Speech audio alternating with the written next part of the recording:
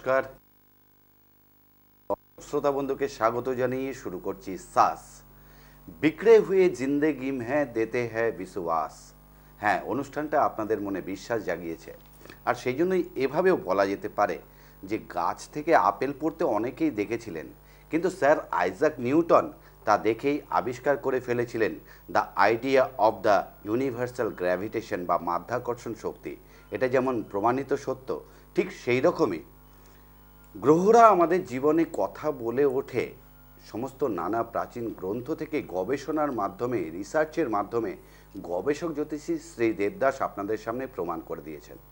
কারণ ফোনের মাধ্যমেই আপনারা বলে থাকেন যে রাহু মঙ্গলের ছন্নছাড়া যোগ বা দমরূপ যোগ আমার জীবনে। দেবদাসবাবু, আপনার বিশ্লেষণ অনুযায়ী 48 বছর বয়সে এসে আমি কর্মচ্যুত হয়েছি। গত সপ্তাহে ফোন করেছিলেন রবিবারে এস চক্রবর্তী, এবং আরও অনেক ফোন এসেছিল যারা তাদের এই ছক দেখেই বলেছিলেন আপনার বিশ্লেষণ অনুযায়ী এই বিষয়টা আমার আছে।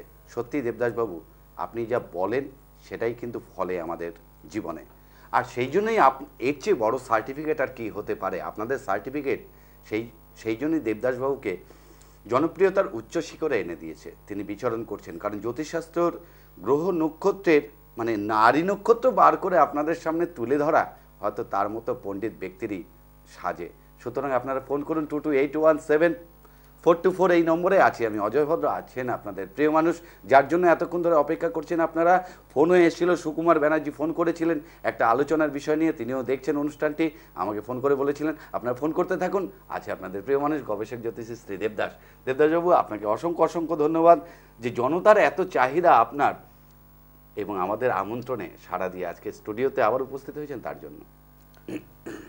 অজয়, তোমাকে এবং তার সাথে সাথে এই এটিএন কলকাতা স্টুডিও কর্তৃপক্ষকে এবং এই ক্যামেরার পিছনে থেকে এত রাতে অক্লান্ত পরিশ্রম করে এই অনুষ্ঠানকে যে সমস্ত টেকনিশিয়ান ভাইরা আপনাদের কাছে পৌঁছে দিচ্ছে, সেই সমস্ত টেকনিশিয়ান ভাইদের এবং সর্বোপরি যারা আপনারা ভক্তবৃন্দ এবং দর্শকগণ, আপনাদের সকলকে আমার প্রীতি এবং শুভেচ্ছা জানিয়ে এবং সর্বমঙ্গলময়ী শ্রী শ্রী তারা মায়ের চরণে আপনাদের জীবনের সার্বিক মঙ্গল কামনা করে অনুষ্ঠান শুরু করছি সমস্যা এবং সমাধান। তাহলে এই শ্বাস মানে সমস্যা এবং সমাধান বিক্রে হয়ে জিন্দেগি মে দেতে হ্যায় বিশ্বাস, জনতারাই বলছেন। যাই হোক, আমরা আলোচনায় ফিরে আসি। আপনার মুখ থেকে যদি আমরা শুনেছি যে উচ্চস্থ গ্রহ বা নিচস্থ গ্রহ আমাদের জীবনে একই দিকে ধাবিত করে, কিন্তু উচ্চস্থ গ্রহরা আমাদের জীবনকে সাফল্যের উচ্চ শিখরে পৌঁছে দেয়, আর নিচস্থ গ্রহরা আমাদের জীবনে অসফলতা এনে দেয়। এই বিষয়ে যদি একটু আলোচনা করেন তাহলে খুব ভালো হয়। তাহলে এই বিষয় নিয়ে আমি অবশ্য আলোচনা করব এই এটিএন কলকাতা টিভি মিডিয়াতে প্রতি বৃহস্পতিবার রাত্রি 10টা15 থেকে 11টা15 এবং প্রতি রবিবার দিন রাত্রি 10টা5 থেকে 11টা5 এই দুটি অনুষ্ঠানে সমস্যা এবং সমাধান এই অনুষ্ঠানে আমি আপনাদের সামনে উপস্থাপন করে আসছিলাম আমাদের বৈদিক ট্র্যাডিশন তথা জ্যোতিষশাস্ত্রের বিভিন্ন বিষয় সম্পর্কে। এবং আলোচনা করতে করতে আমি এসে প্রবেশ করেছিলাম দমরূপ যোগ সম্পর্কে। বলেছিলাম যে কিভাবে সৃষ্টি হয়ে থাকে বা কি ফল দিয়ে থাকে এই দমরূপ যোগ আমাদের মানব জীবনে। আজকে তুমি যে প্রশ্ন করলে সেটি হলো যে উচ্চস্থ গ্রহ এবং নিচস্থ গ্রহ আমাদেরকে জীবনে একই দিকে ধাবিত করে। উচ্চস্থ গ্রহ আমাদের সফলতার শিখরে পৌঁছে দেয়, আর নিচস্থ গ্রহ আমাদের জীবনে অধঃপতন বা পতন বা দুর্দশা সৃষ্টি করে থাকে। যদিও আলোচনা বাকি রয়েছে বহু বিষয় সম্পর্কে, সেটি হলো দমরূপ যুগের আরও গ্রহ সন্নিবেশ এবং জমি বাড়িগত বিষয় সম্পর্কে। কিন্তু আমি সময় মতো স্টুডিওতে এসে হয়তো প্রতিদিন পৌঁছতে পারি না, সেই জন্য আমি আপনাদের কাছে আবার ক্ষমা প্রার্থী। তো আজকে আলোচনা শুরু করছি। তোমরা খুলে দেখো তোমাদের জন্মকুণ্ডলী। যে কোনো উচ্চস্থ গ্রহ এবং নিচস্থ গ্রহ আমাদেরকে একই দিকে ধাবিত করবে। আমরা প্রত্যেকে মানুষ, প্রত্যেকেরই আমাদের শারীরিক অবয়ব এক, কিন্তু আমাদের অ্যাম্বিশন আলাদা, চিন্তা ভাবনা আলাদা। আমাদের প্রত্যেকটি মানুষের একটি করে আলাদা আলাদা লক্ষ্য আছে। এক লক্ষ্যে প্রত্যেকটি মানুষ কিন্তু ধাবিত হচ্ছে না। কেউ রেলে সার্ভিস করে বেশ স্যাটিসফাইড, কেউ আবার ব্যবসা করে অধিক সন্তুষ্ট, কেউ বা একজন ইঞ্জিনিয়ার হয়ে সন্তুষ্ট, কেউ বা একজন ডাক্তার, কেউ বা একজন ইঞ্জিনিয়ার হওয়া সত্ত্বেও খেলোয়াড়ি জীবিকা জীবনে বেছে নেয়। সেরকমও আমরা বহু ভারত বিখ্যাত তথা পৃথিবী বিখ্যাত খেলোয়াড়ের নাম জানি, যারা আমরা জানি সেই সমস্ত প্লেয়ারের নাম যারা আমাদের ভারতের হয়ে খেলে চলেছেন বিদেশের সাথে বহু বছর ধরে। কেন এমন ঘটে থাকে মানুষের জীবনে? তাহলে যে কোনো গ্রহই আলাদা আলাদা ফল দিয়ে থাকে। আমি প্রত্যেকটি গ্রহের গুণাগুণ সম্পর্কে ইতিপূর্বে তোমাদের বহুবার বলেছি। তাহলে আমি যদি ধরে নিই যে কারোর জন্মকুণ্ডলিতে এ শুক্র উচ্চস্থ বা নিচস্থ, তাহলে সেক্ষেত্রে বিভিন্ন গ্রহের দশা অন্তর্দশায় বিভিন্ন গ্রহের দৃষ্টিতে কি ধরনের ফল লাভ হবে সেই জাতক বা জাতিকার জীবনে। সকলের ক্ষেত্রে হবে তা নয়, তার কারণ সেটিও বলবো। যদি উচ্চস্থ গ্রহ হয় তাহলে উচ্চস্থ শুক্র সর্বদাই থাকবে মিনে, এবং এই মিনের প্রথম 15 ডিগ্রিতে শুক্র উচ্চস্থ এবং বাকি 15 ডিগ্রিতে শুক্র শক্তিশালী। সে কথা আমি তোমাদেরকে বহুবার বলেছি। কিন্তু দেখতে হবে শুক্র একা আছে কি তার সাথে অন্য কোনো গ্রহ যুক্ত আছে কি না। আর এখানে যদি শুক্র থাকে তাহলে এর গায়ে 3টে সংখ্যা লেখা থাকবে। 25 অর্থাৎ পূর্ব ভাদ্রপদ নক্ষত্র, 26 অর্থাৎ উত্তর ভাদ্রপদ নক্ষত্র এবং 27 অর্থাৎ রেবতী নক্ষত্র। আর যদি এখানে থাকে শুক্র, এখানে প্রথম 15 ডিগ্রিতে শুক্র নিচস্থ এবং বাকি 15 ডিগ্রিতে শুক্র দুর্বল, তাহলে এইখানে কি কি সংখ্যা লেখা থাকবে? 12 অর্থাৎ উত্তর ফাল্গুনী নক্ষত্র, 13 অর্থাৎ হস্তা নক্ষত্র বা 14 অর্থাৎ হচ্ছে চিত্রা নক্ষত্র। তাহলে দেখতে হবে যে শুক্র কোন নক্ষত্রে বসে আছে এবং তার সাথে অন্য কোন গ্রহ আছে। যদিও আজকের আলোচনার বিষয় নক্ষত্র নয়, তাহলে আমরা আমাদের আলোচনার বিষয়বস্তু থেকে ছিটকে পড়ব বা দূরে সরে যাব। আমাদের আলোচনার বিষয়বস্তু আজকে যে এই ধরনের শুক্র জাতক বা জাতিকার জীবনে কি ধরনের মানসিক চিন্তা ভাবনা সৃষ্টি করে থাকে। কারণ আমাদের চিন্তা একটি বিল্ডিং এ ব্লু প্রিন্টের মতো, যে ব্লু প্রিন্ট দেখেই আমরা কনস্ট্রাকশন করে থাকি, আর আমাদের চিন্তা বা স্বপ্নগুলোকেই আমরা বাস্তবে রূপদান করে থাকি সময়, অর্থ এবং আমাদের কর্ম ব্যস্ততার দ্বারা। তাহলে এই ধরনের জাতক বা জাতিকার জীবনে কি ধরনের খেয়াল থাকবে? অনেকে বলে না যে আমি গায়ক হতে চেয়েছিলাম, সেই তোমরা সেই যে মাননীয় মান্না দের সেই গান তোমরা প্রত্যেকেই শুনেছো যে কফি হাউসের আড্ডাটা আজ আর নেই। বিভিন্ন রকম কচি কাঁচা প্রতিভা বিভিন্ন অ্যাম্বিশন নিয়ে এক জায়গায় মিলিত হয়েছিল, কিন্তু তাদের এক একজন এক এক পরিণতি প্রাপ্ত হয়েছিল। সেখানে গানের একটা কলি মনে পড়ছে যে একটা কবিতা তার হলো না কোথাও ছাপা, পেল না সে প্রতিভার দামটা। তাহলে কবি কবি চেহারা হলেই আর কবিতা লিখলেই সে যে বিখ্যাত কবি হতে পারবে তা নয়, কারণ সমস্ত কিছুই বাধা রয়েছে জন্ম কুণ্ডলিতে। গায়ক হলেই, গান ভালোবাসলেই সে যে একজন প্রতিষ্ঠিত গায়ক হিসেবে এই সমাজের বুকে আত্মপ্রকাশ করতে পারবে তা নয়, তা বাধা রয়েছে আমাদের জন্ম কুণ্ডলিতে। তাহলে তোমরা মান্না দের সেই গান, বিখ্যাত শিল্পী, তার সেই গান তোমরা প্রত্যেকেই শুনেছ যে একটা কবিতা তার হলো না কোথাও ছাপা, পেল না সে প্রতিভার দামটা। তাহলে আমাদের এখানে দেখবার বিষয় কে তার প্রতিভার দাম পাবে আর কে তার প্রতিভার দাম পাবে না। তাহলে এই ধরনের শুক্র যদি থাকে তাহলে আমরা দেখতে পাই যুগে যুগে রিসার্চের মাধ্যমে দেখা গিয়েছে যে এদের মধ্যে শিল্পী সুলভ মনোভাব থাকে। আমি তোমাদের বহুবার বলেছি যে জন্মকুণ্ডলিতে শুক্র ভালো অবস্থায় না থাকলে শিল্পী হওয়া যায় না। জন্মকুণ্ডলিতে ভালো অবস্থায় শুক্র না থাকলে একজন অভিনেতা বা অভিনেত্রী হওয়া যায় না। জন্মকুণ্ডলিতে শুক্র ভালো অবস্থায় না থাকলে একজন গায়ক বা গায়িকা হওয়া যায় না, বা কখনো মিডিয়া জগতের সাথে যুক্ত হওয়া যায় না। নিজের গলার স্বরকে লক্ষ লক্ষ মানুষের মধ্যে পৌঁছে দিতে বা নিজের রূপকে লক্ষ লক্ষ মানুষের সামনে পৌঁছে দিতে এবং নিজের শিল্পকলাকে লক্ষ লক্ষ মানুষের কাছে পৌঁছে দিতে হলে জন্মকুণ্ডলিতে অবশ্য রূপে শুক্রকে ভালো অবস্থায় থাকতে হবে। অজয় ভদ্র আমার সাথে আছে, সেও জানে যে তার জন্মকুণ্ডলিতে শুক্র ভালো আছে বলেই সে একজন সফল অ্যাঙ্কার হিসেবে আর জীবন অতিবাহিত। আপনি আমার মনের কথাটা টেনে নিয়েছেন। আমি মনে মনে ভাবছিলাম আমার শুক্র ঠিক মিনেই আছে। যাই হোক, দেখিনি প্রথম দর্শক বন্ধু কে আছে।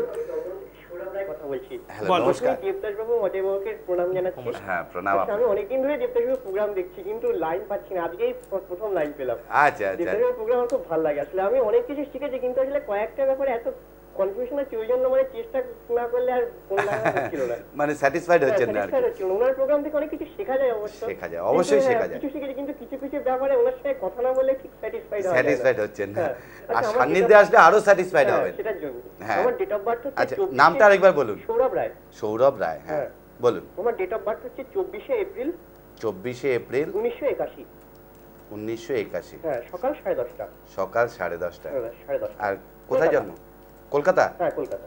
আচ্ছা, আপনার দেখেছেন কত ভক্ত আপনার জন্য অপেক্ষা করে থাকে। হ্যাঁ বলুন সৌরভ বাবু। আমি এখন ইঞ্জিনিয়ারিং করছি। হ্যাঁ, আমি আমার এই উচ্চ শিক্ষা আর বিদেশ যাত্রা আর শরীর স্বাস্থ্য ব্যাপারে একটু জানতে চাই।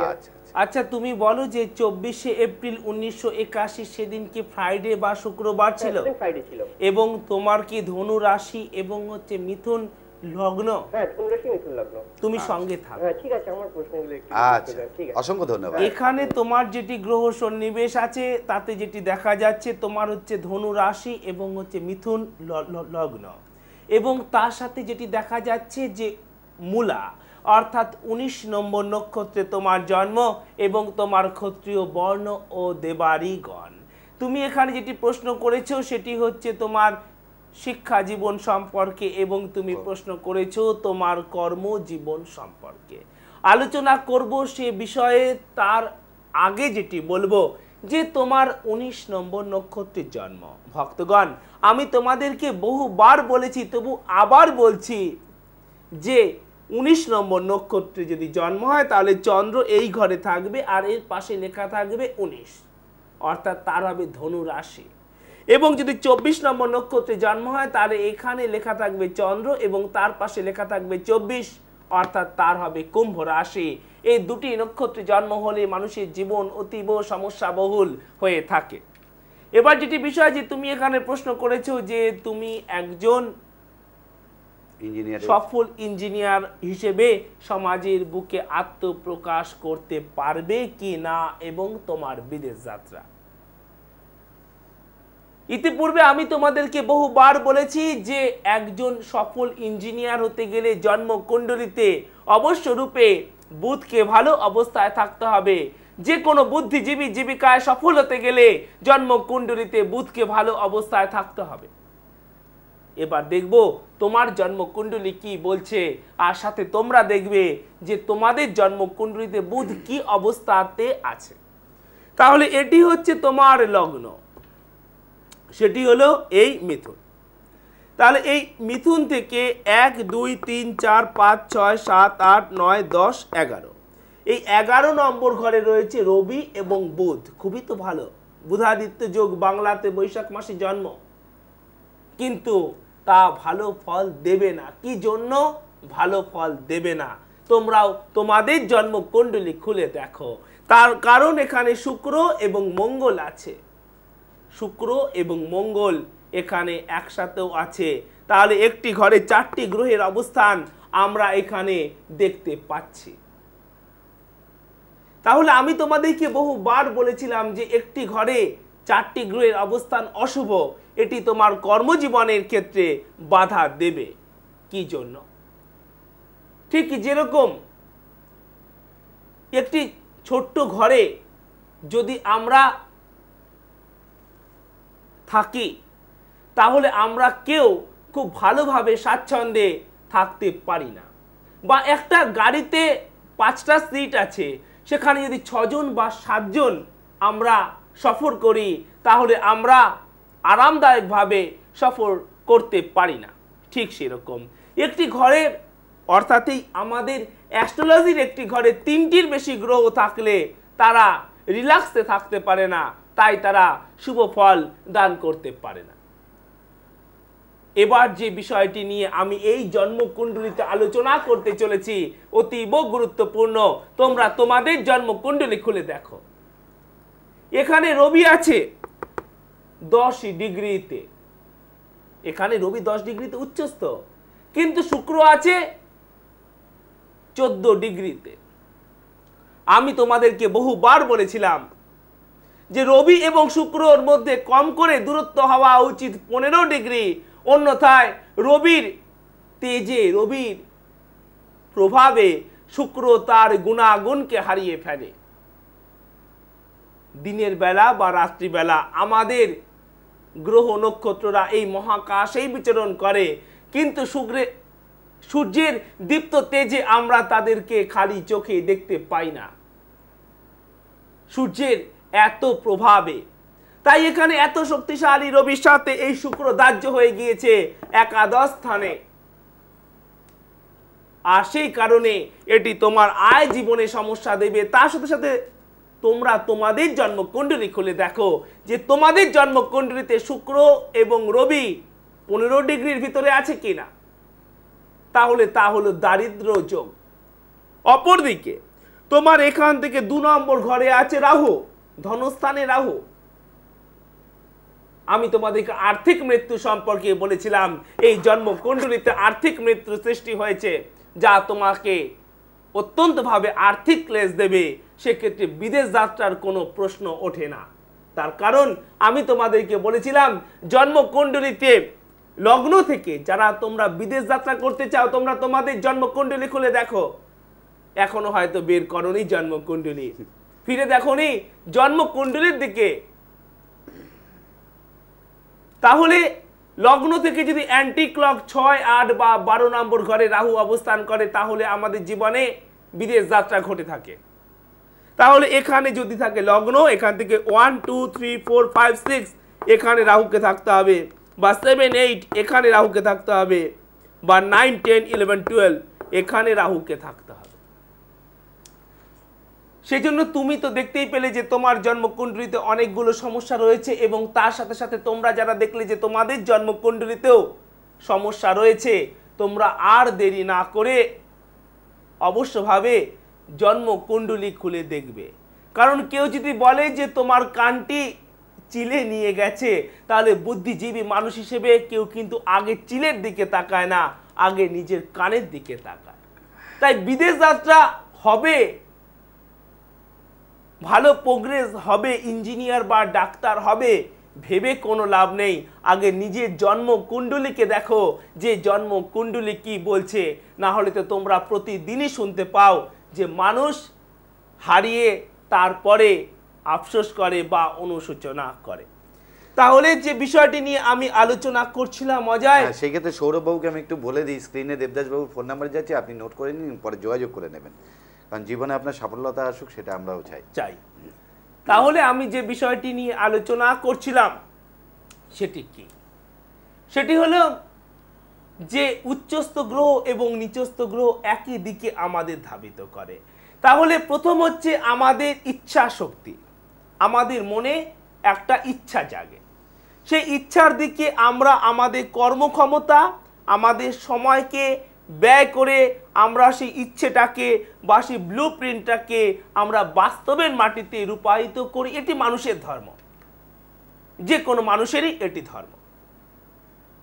তাহলে এই ইচ্ছে শক্তি প্রথমে থাকতে হবে এবং তারপর তাকে বাস্তবে রূপায়িত করতে হবে। ইচ্ছে শক্তি ছাড়া কখনোই আমরা বাস্তবের দিকে এগিয়ে যেতে পারি না। তাহলে এই ধরনের যে জন্মকুণ্ডলী, এদের মধ্যে দেখা দেয় একজন অভিনেতা বা অভিনেত্রী হিসেবে সমাজে আত্মপ্রকাশ করবার ইচ্ছে কিরম অবস্থায় থাকলে, যদি শুক্র এখানে থাকে বা শুক্র এখানে থাকে, দেখতে হবে কত নম্বর নক্ষত্রে আছে, কার সাথে আছে, সেইভাবেই তাদের মধ্যে এই ইচ্ছেকে দেখা দেয়। একই ধরনের ইচ্ছে, একই ইচ্ছে প্রকাশ পায় উভয় জাতক বা জাতিকার মধ্যে। তারা একজন বড় খেলোয়াড় হতে চায়, তারা একজন বড় গায়ক বা গায়িকা হতে চায়, তারা একজন বড় আর্টিস্ট হতে চায়, বড় পেন্টার হতে চায়, বড় অভিনেতা বা অভিনেত্রী হতে চায়। এটি হলো ইচ্ছে। এই উচ্চস্থ গ্রহ এবং নিচস্থ গ্রহ তাদেরকে একই দিকে একইভাবে মনে স্বপ্ন সৃষ্টি করায়। কিন্তু এই উচ্চস্থ গ্রহ যদি শুক্র এখানে থাকে তাহলেই কিন্তু সফলতা সম্ভব, আর যদি শুক্র এখানে থাকে তাহলে এই সফলতা কোনো দিন সম্ভব নয়, কোনো দশা অন্তর্দশাতেই সম্ভব নয়। দশা অন্তর্দশা বললাম, সে বিষয়টিকেও আমি পরিষ্কার করে দেব। তাহলে এরা কি করে? এরা এই অলিখি স্বপ্নের পিছনে জীবনের মূল্যবান সময়গুলোকে নষ্ট করে ফেলে। যখন কেরিয়ার তৈরির সময়, তখন তারা এই স্বপ্নের পিছনে ছুটে চলেছে। ফিরে আসবো সে বিষয়ে, তার আগে দেখবো যে টেলিফোনে কে রয়েছেন। হ্যালো, নমস্কার। নমস্কার আপনাদের, আমি কল্যাণী থেকে বলছি। হ্যাঁ, কে বলছেন? আমি কবিতা সাহা বলছি। কবিতা সাহা, কল্যাণী থেকে, বলুন। আমার ছেলে আছে কৌশিক সাহা। হ্যাঁ, বলুন। ওর সম্বন্ধে একটু জানতে। হ্যাঁ, ডেট অফ বার্থ বলুন।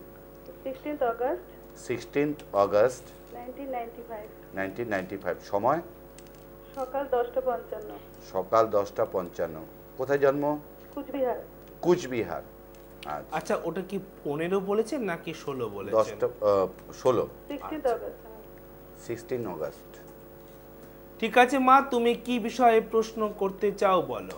আসলে এডুকেশনটা, এডুকেশন সম্বন্ধে, মানে কোন লাইনে পড়ালে ওর ঠিক হবে, আর ওর ক্যারিয়ার সম্বন্ধে, আর ও একটু মানে গান বাজনার দিকে একটু আগ্রহটা বেশি। তো আজকে আমি এইমাত্র যে বিষয়টি নিয়ে আলোচনা করছিলাম, ওটাকে ক্যারিয়ার হিসেবে কি নিতে পারবে ও, সেটাই আর কি জানতে চাই। আচ্ছা মা, তাহলে তুমি বলো যে 16 আগস্ট 1995 সেদিন কি বুধবার ছিল? হ্যাঁ। এবং ওর কি মেষ রাশি এবং তুলা লগ্ন? হ্যাঁ হ্যাঁ। ঠিক আছে মা, তুমি সঙ্গে থাকো। আপনি সঙ্গে থাকুন। অসংখ্য ধন্যবাদ ফোন করার জন্য। তাহলে এখানে যেটি গ্রহ সন্নিবেশ আছে, ওর হলো মেষ রাশি এবং তুলা লগ্ন, অশ্বিনী অর্থাৎ 1 নম্বর নক্ষত্রে ওর জন্ম, এবং ক্ষত্রিয় বর্ণ ও দেবগণ। এখানে মা তুমি যেটি প্রশ্ন করেছো যে ওর শিক্ষা এবং ক্যারিয়ার লাইফ, এবং আর তার সাথে তুমি যেটি প্রশ্ন করেছো যে গান বাজনা লাইনে ও উন্নতি লাভ করতে পারবে কি না। তাহলে এখানে যেটি গ্রহ সন্নিবেশ আছে সেটি হলো যে সবার আগে আমি যেটি তোমাদেরকে বলবো সেটি হলো শিক্ষা জীবন সম্পর্কে।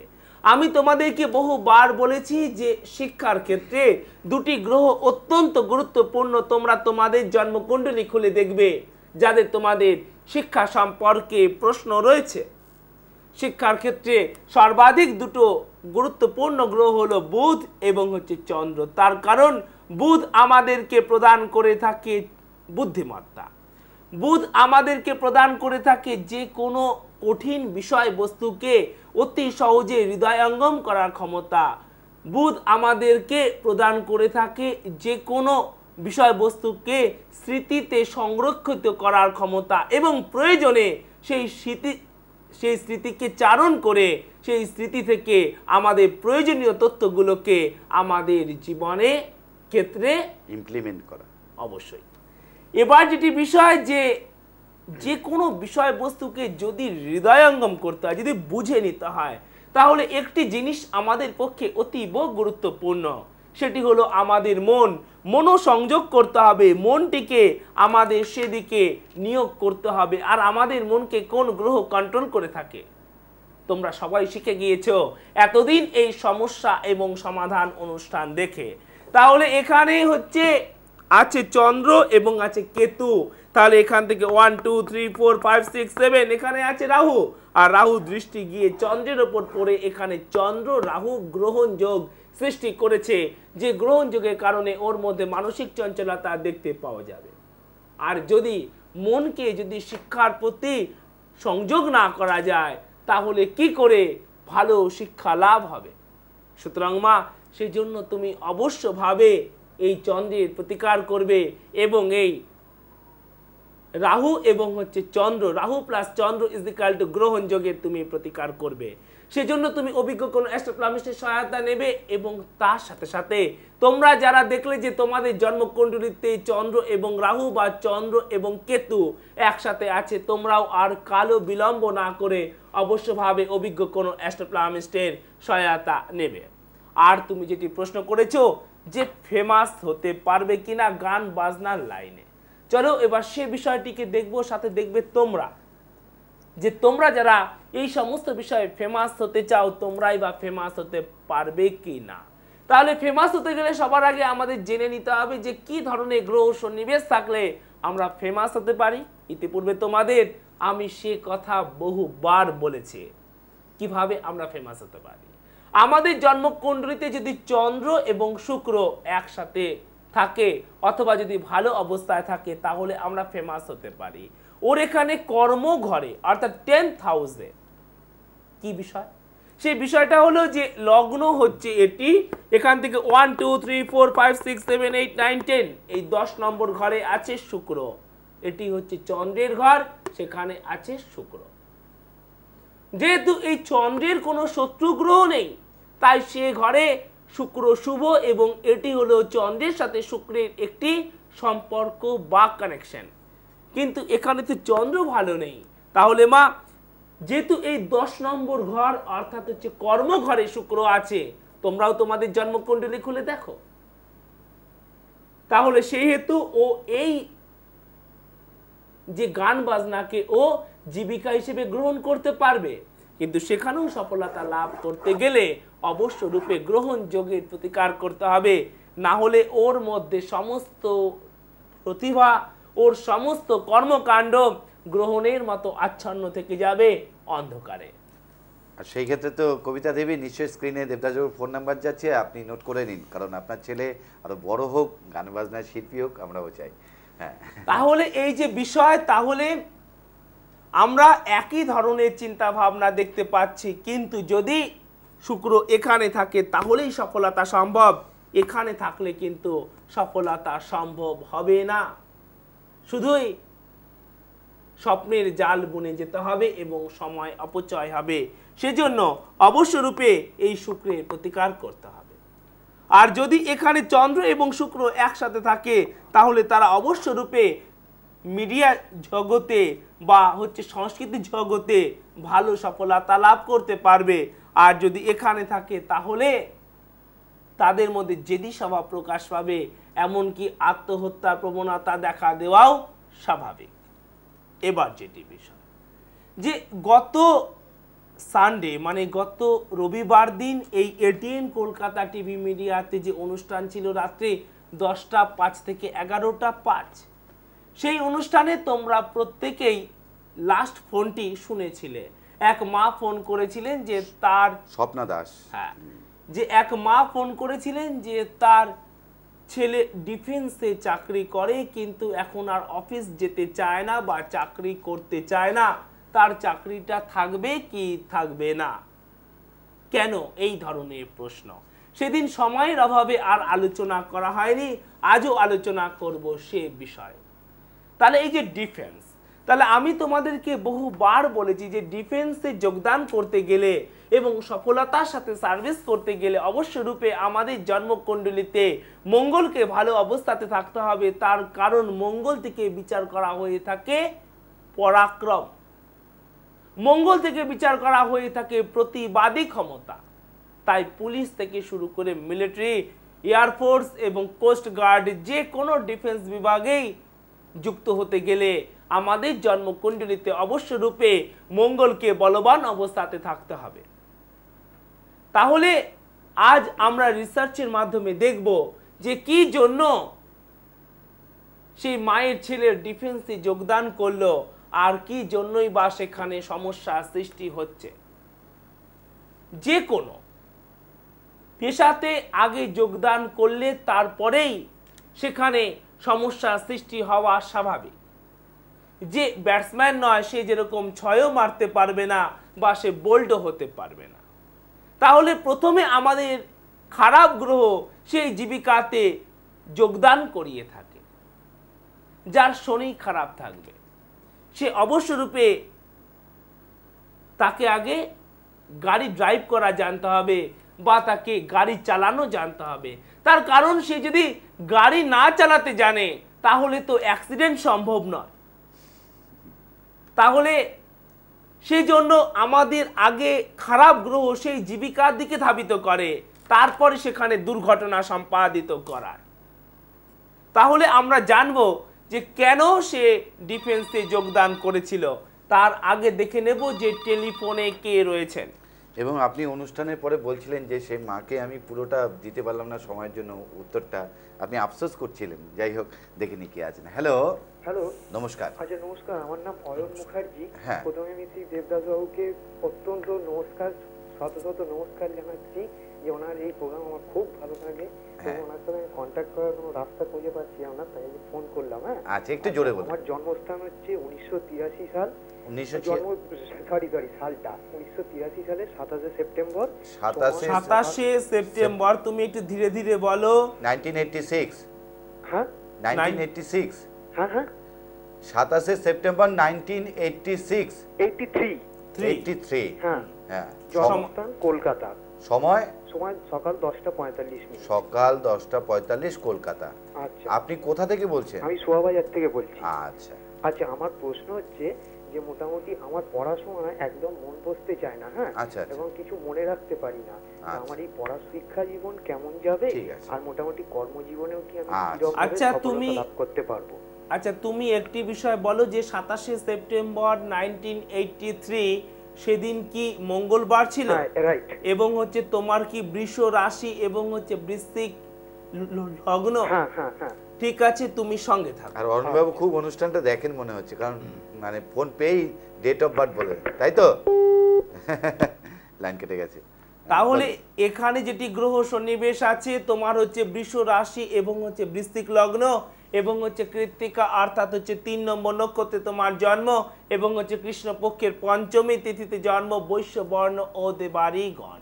এখানে যেটি গ্রহ সন্নিবেশ আছে, তুমি এখানে যেটি প্রশ্ন করেছো তোমার শিক্ষা জীবন এবং তুমি এখানে প্রশ্ন করেছো তোমার কর্মজীবন এবং তুমি নিজে বলেছো যে তোমার কোনো কিছুতে মন বসতে চায় না এবং তার সাথে সাথে তুমি নিজে বলেছো যে তুমি কিছু মনে রাখতে পারো না। ভক্তগণ, তোমরা রিসার্চের মাধ্যমে দেখে নাও আরো একবার যে গ্রহরা আমাদের জীবনে সর্ব অবস্থায় কিভাবে কথা বলে ওঠে। আমি এইমাত্র গ্রহণ যোগ সম্পর্কে বলছিলাম। আর ওর যেটি জন্মকুণ্ডলী সেখানে হচ্ছে রাহু আছে এখানে এবং তার সাথে আছে চন্দ্র। তার কারণ ওর হচ্ছে বৃষ রাশি। তাহলে এটি কি সৃষ্টি হলো? চন্দ্র রাহু গ্রহণ যোগ। আর তার ফলাফল আমার বলবার দরকার নেই, শুনলে তোমরা টেলিফোনে জনগণরাই সার্টিফিকেট দিচ্ছেন। তাহলে শুনতে পেলে যে মন না বসার কি কারণ, মানসিক চঞ্চলতার কি কারণ।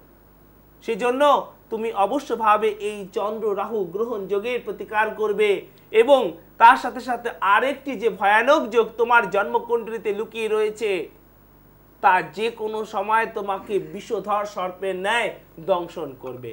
সেটি কি? সেটি হলো তোমার জন্মকুণ্ডলীতে কালসর্প যোগ আছে।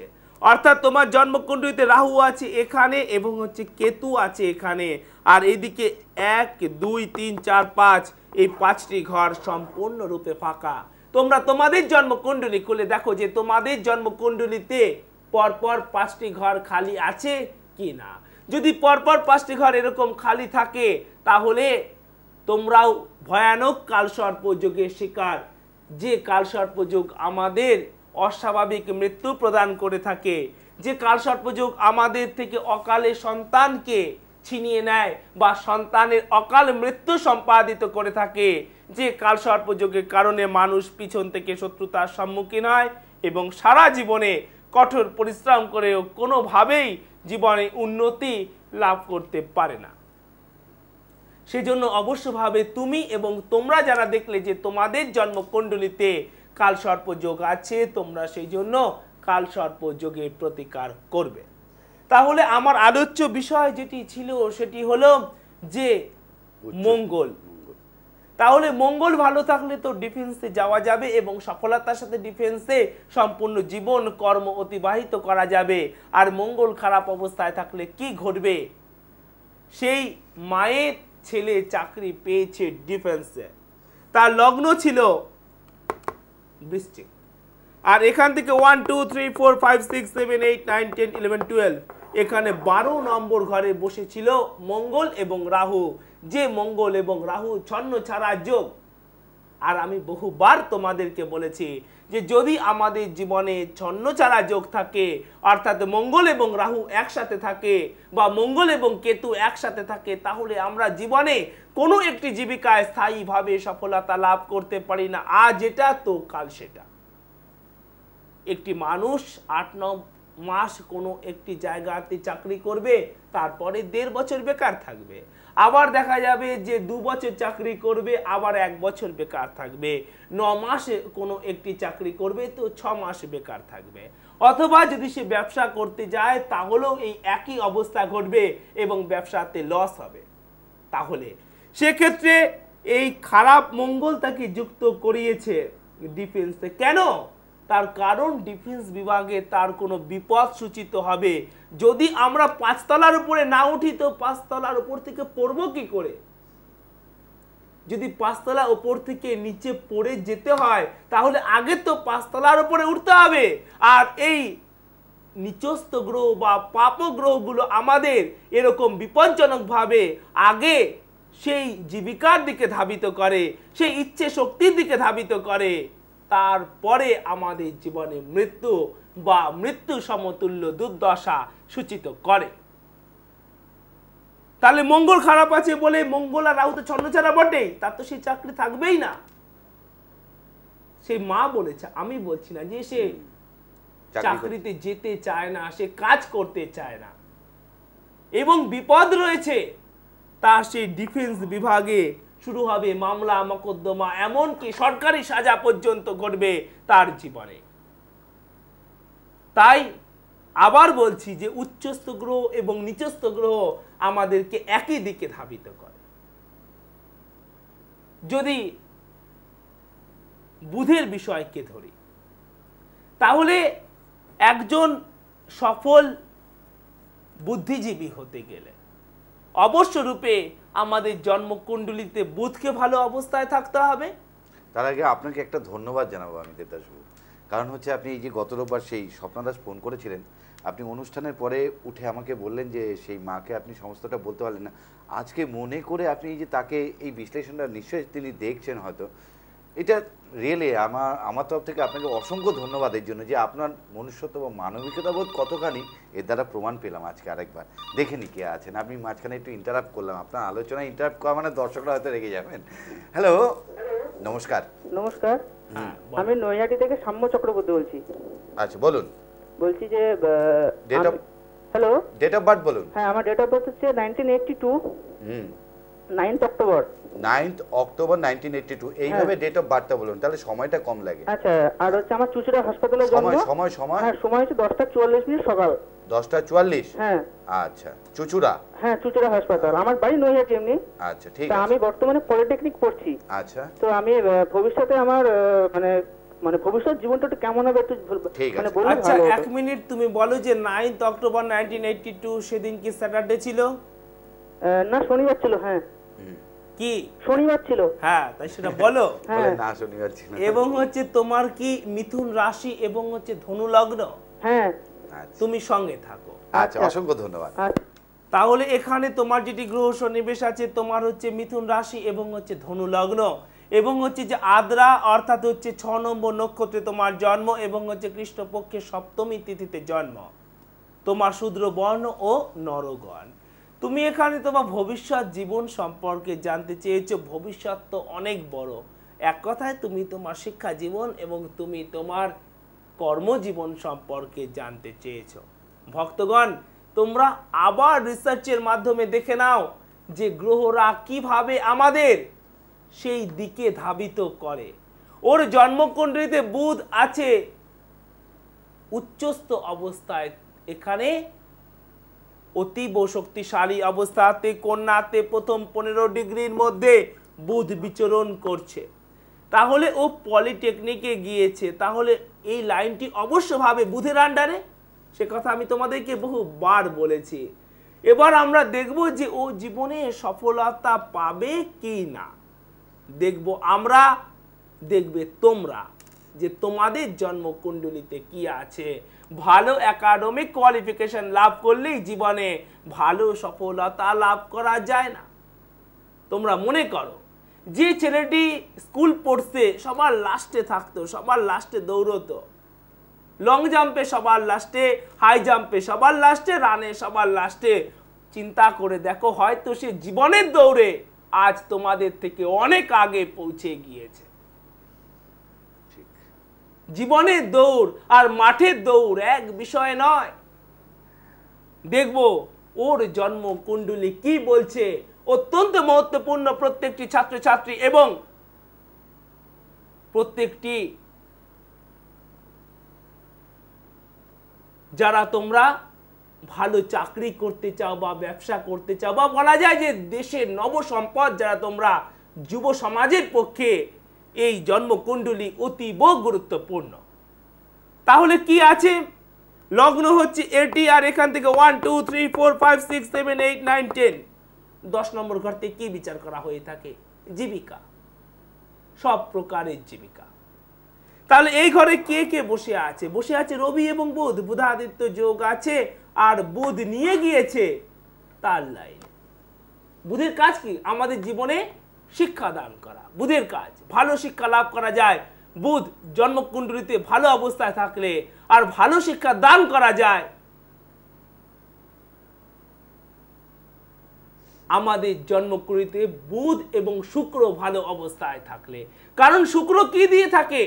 শুক্র আমাদের জীবনে প্রদান করে থাকে যে কোনো একাডেমিক কোয়ালিফিকেশনের বাস্তব প্রয়োগ। তাহলে কর্মস্থানে বসে আছে নিচস্থ শুক্র। এই শুক্র তোমাকে তোমার একাডেমিক কোয়ালিফিকেশনকে কোনোভাবে জীবনে বাস্তবে প্রয়োগ করতে দেবে না। তোমার ওই একাডেমিক কোয়ালিফিকেশন ফাইলে আবদ্ধ থেকে যাবে। সেজন্য তুমি অবশ্যভাবে এখানে শুক্রের জন্য গ্রহ প্রতিকার করবে। তার সাথে সাথে তোমরা যারা দেখলে যে তোমাদের জন্মকুণ্ডলিতে শুক্র খারাপ অবস্থায় আছে, তোমরা অবশ্যভাবে সেজন্য গ্রহ প্রতিকার করবে। তাহলে আমরা যে বিষয়টি নিয়ে আলোচনা করছিলাম সেটি হলো বুধে ঢুকেছিলেন। বুধে আমি এসেছিলাম, আর বুধ থেকে আবার দেখলে যে বুধ সত্যি আমাদের উচ্চশিক্ষা তথা বুদ্ধিজীবী জীবিকার দিকে ধাবিত করায়। তাহলে যে বিষয়টি নিয়ে আলোচনা করছিলাম যে বুধ জন্মকুণ্ডলিতে যদি ভালো অবস্থায় থাকে তাহলে আমরা একজন ভালো ডাক্তার, ইঞ্জিনিয়ার, অ্যাকাউন্টেন্ট হতে পারব। কিন্তু বহু ডাক্তার, ইঞ্জিনিয়ার, অ্যাকাউন্টেন্ট আছে, কিন্তু সকলে তো সফল নয়। ভুল সে করবে যে অ্যাকাউন্টসে রয়েছে, যে অ্যাকাউন্টস ডিপার্টমেন্টেই নেই, যে লোকটি শ্রমজীবী, যে লোকটি আর্ট কাটিং করে, যে লোকটি চাষ করে, তার পক্ষে অ্যাকাউন্টসে ভুল করা সম্ভব নয়, কারণ সে অ্যাকাউন্টস ডিপার্টমেন্টের সাথে যুক্তই নয়। তাহলে বুধ উচ্চস্থ থাকলে, বুধ শক্তিশালী থাকলে তাকে অ্যাকাউন্টস ডিপার্টমেন্টে যুক্ত করাবে এবং সফলতার সাথে তাকে জীবনে প্রতিষ্ঠা লাভ করাবে। আর বুধ খারাপ অবস্থায় থাকলে কোনো গল্প কথা নয়, যেটি আমাদের বাস্তব জীবনে ঘটেছে, সংবাদপত্রে প্রকাশিত হয়েছে, যেটি বাস্তব সত্য। আমরা অনেক জ্ঞানী গুণী লোককে ভুল করতে দেখি। কি? একটি অপারেশন করে সেখানে যারা চিকিৎসক ছিলেন তারা অপারেশনের ইনস্ট্রুমেন্টকে রোগীর দেহের ভেতর রেখে টিচ করে দিয়েছেন। এটি তার অজ্ঞতা নয়। অজ্ঞতা যদি থাকতো তাহলে সে একজন ডাক্তার হয়ে পাশ করতে পারতেন না। এটি তার ভ্রম, ভুল। ভুল মানুষ মাত্র ঘটে। তার ভ্রম কেন হয়েছে? বুধ জন্মকুণ্ডলিতে খারাপ অবস্থায় রয়েছে। বুধ জন্মকুণ্ডলিতে বকরি রয়েছে, অথবা বুধ আছে রাহু বা কেতুর সাথে, তাই তার ভুল হয়েছে। আর এই এক একটি ভুল আমাদের সম্পূর্ণ ক্যারিয়ার লাইফকে নষ্ট করে দেয়, যা বহু অ্যাকাউন্টেন্ট, বহু ব্যাংক ম্যানেজার বা বহু ডাক্তার, উকিল এদের জীবনে ঘটে থাকে এই ধরনের ট্র্যাজেডি। কেউ চায় না যে তার পেশেন্ট খারাপভাবে থাকুক বা তার পেশেন্টের অকাল মৃত্যু হোক, কিন্তু এই ভুল আমাদেরকে করিয়ে থাকে বুধ। তাই যে কোনো জীবিকাতে, যে কোনো বুদ্ধিজীবী জীবিকাতে সফলতা লাভ করবার আগে সেদিকে জয়েন করেই কিন্তু আমাদের ভুলে গেলে চলবে না। আমাদের তাকাতে হবে আমাদের জন্মকুণ্ডলীর দিকে। আর তা না হলে যে কোনো সময় কালকে নিউজ পেপারে হেডলাইন হয়ে মানুষের চায়ের কাপে চুমুক দিতে দিতে খবর তৈরি হয়ে যেতে হবে সেই ব্যক্তিত্বকে যার জন্মকুণ্ডলীতে বুধ খারাপ অবস্থায় আছে আর দায়িত্ব পালন করেছে বুদ্ধিজীবীর অত্যন্ত গুরুত্বপূর্ণ দায়িত্ব। ফিরে আসবো সে বিষয়ে, তার আগে দেখে নেব যে টেলিফোনে কে রয়েছে। হ্যালো হ্যালো, নমস্কার। হ্যাঁ নমস্কার, আমি নৈহাটি থেকে বলছি, সুতোপাড়ায়। সুতোপাড়ায় বলুন। হ্যাঁ, আমার জন্ম 22 সেপ্টেম্বর। 22 সেপ্টেম্বর 22 হ্যাঁ, আচ্ছা 22 সেপ্টেম্বর হ্যাঁ 1983 রাত্রি 2:05। রাত্রি 2:05। তাহলে এটা 23 তারিখ হবে না 22 তারিখ হবে? ওটা হচ্ছে ইংরেজি মধ্যে ধরে হচ্ছে রাত্রি 2:05 বলতে ওটা 22 সেপ্টেম্বর ধরে। আচ্ছা আচ্ছা মা, তুমি হচ্ছে এক মিনিট, কত হচ্ছে? জন্ম 2:05। হ্যাঁ, বহরমপুর। বহরমপুর। হ্যাঁ, বহরমপুর। হ্যাঁ। আচ্ছা মা, তুমি কি বিষয়ে প্রশ্ন করতে চাও বলো। আমার বিষয়টা হচ্ছে আমি এখন গ্র্যাজুয়েশন করছি।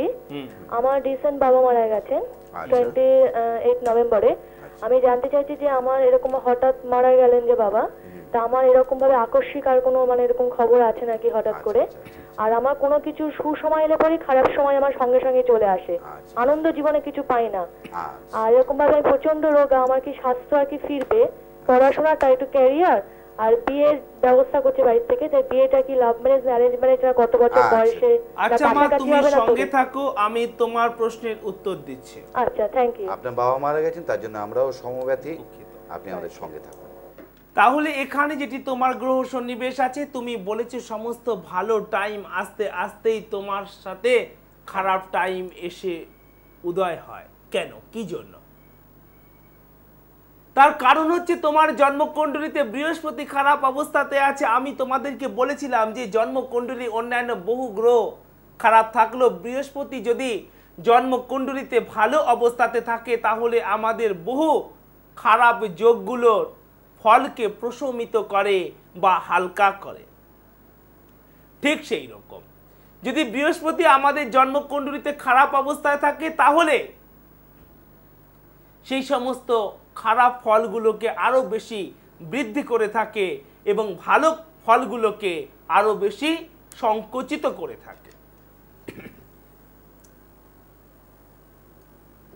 তাহলে যেটি বিষয় আমরা দেখব যে তোমার জন্মকুণ্ডলীতে কি অবস্থাতে আছে বৃহস্পতির সাথে, তোমরা দেখবে যে তোমাদের জন্মকুণ্ডলীতে কি অবস্থায় আছে বৃহস্পতি।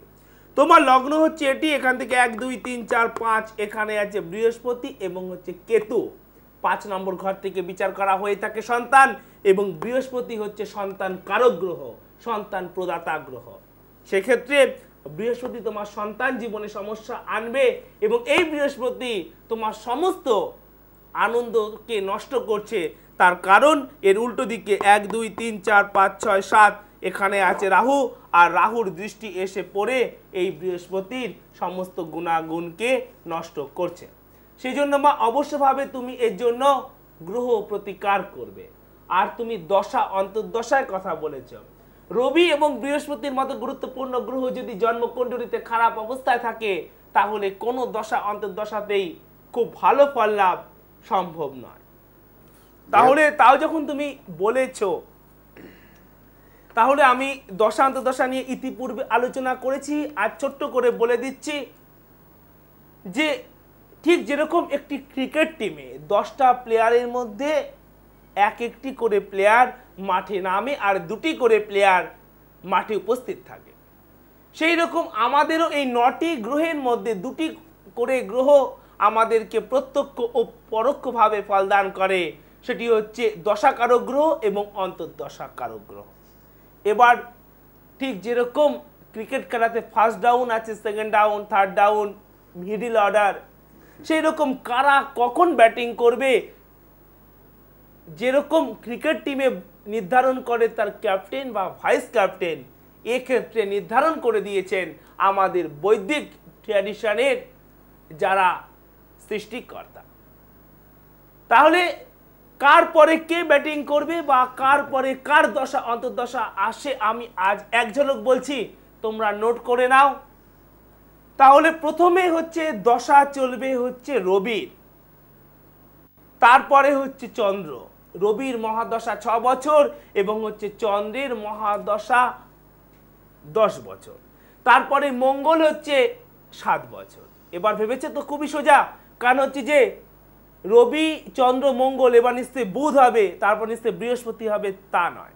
রবি চন্দ্র মঙ্গল, তারপরে হচ্ছে রাহুর মহাদশা 18 বছর, তারপরে হচ্ছে বৃহস্পতির মহাদশা 16 বছর, তারপরে শনির মহাদশা 19 বছর, তারপরে বুধের মহাদশা 17 বছর, তারপরে হচ্ছে কেতুর মহাদশা 7 বছর, তারপরে শুক্রের মহাদশা 20 বছর। খুব স্পিডে বললাম, হয়তো সবাই লিখতে পারলে না, যোগ করে দেখো 120 বছরই হবে। আর যারা লিখতে পারলে না তাদের কাছেও কোনো সমস্যা নয়, কারণ আগামী দিন আবার এই সমস্যার সমাধান নিয়ে আসব।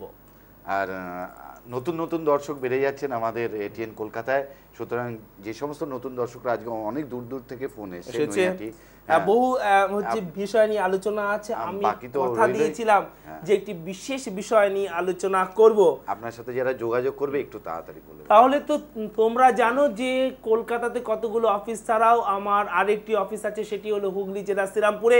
সেখানকার আমার যেটি ঠিকানা সেটি হলো 130 নেহেরু নগর, মাহেশ, শ্রীরামপুর, হুগলি।